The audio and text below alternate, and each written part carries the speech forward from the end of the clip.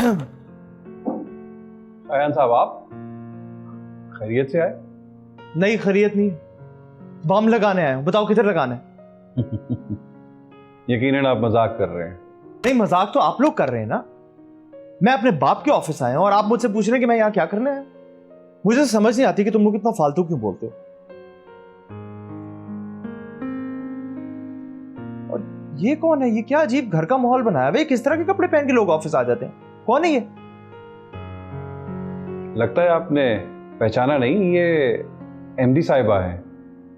ये ऐसी ही हैं, सिंपल और सादा से, लेकिन काम में सबसे तेज। और बहुत जल्द आप इनको कंपनी के मालिकों में देखेंगे। क्या नाम है इनका? मिस मायरा शाकिर। मायरा?